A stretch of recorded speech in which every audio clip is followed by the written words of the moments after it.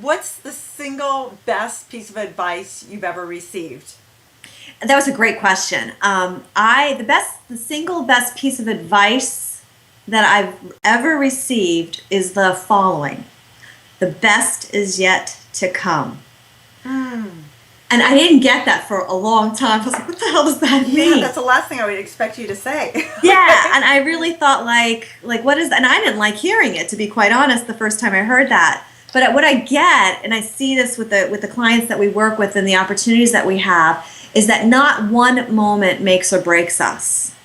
It's an accumulation of all the footsteps we've put together that counts, especially with our guest experts, because they'll have an opportunity, a TV appearance or a really fantastic moment to shine, and they put a lot of work in. And that work is significant and it's important and it's necessary. But it is not the end all be all definition or defining moment. It's just another fantastic stepping stone to lead to the best is yet to come. And it takes a lot of pressure off of that having to be it and everything, and this is gonna make me or break me, and those that perfectionism mask, as you would probably say, getting in the way of the moment instead of just experiencing it. Yeah, they say most people who make it are the ones that are able to overcome all those little moments that you're going, I can't do this, or it's too much, or I'm not good enough, or whatever it is. And the mythology behind any overnight success usually is that it took a lifetime, or it took a long time, or 10 years is most overnight success, So I like that. The best is yet to come. It keeps it real, and because we deal with Hollywood as you deal with it with your clients, and we're dealing with dreams and goals and vision work, and we're putting people out there, and there always feels like there's high risk and high stakes involved, and that one meeting, one audition, one appearance is going to be it. And we're saying no, it's the accumulation of a mastery of a body of work that is it. Yes. Okay, so thank you for that. What is the biggest hurdle you had to overcome to get to where you are today? I think I still have to overcome it on a daily basis, and it is definitely. I think it's the monster in the head. It's the negative. It's the negative belief system. It's just kind of this little tape loop.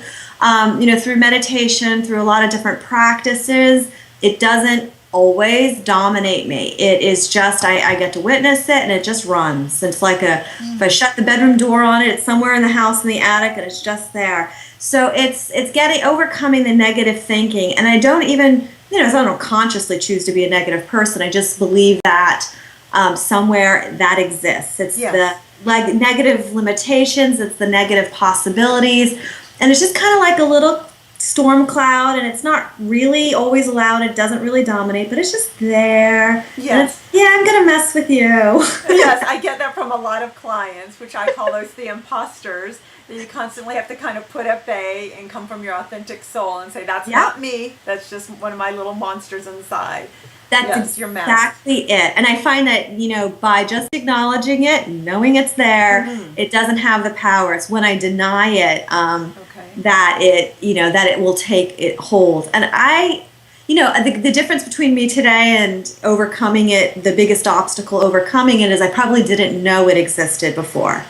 So I was driven by it, either reaction to it or defiance of it. And now it just is just, I get it. I think it's just the human condition that we're all experiencing. And it gives me so much compassion and empathy in the work that I do, because especially when you're putting yourself out there on a public stage in any kind of medium or arena, not only are you going to deal with the critic, whatever that might be, you're going to deal with the self-critic first. So I have a lot of sense. It's that awareness within myself has given me a lot of sensitivity to support my own people in what they have to deal with, because it takes a macho ego, I hate to say it that way, to say you're an expert in the first place. Yes. It just does. It does. It really does. It takes a lot of confidence. To declare that, and then to kind of go out there and declare it. You're declaring it in front of your colleagues, your peers, your friends, the people you were educated with.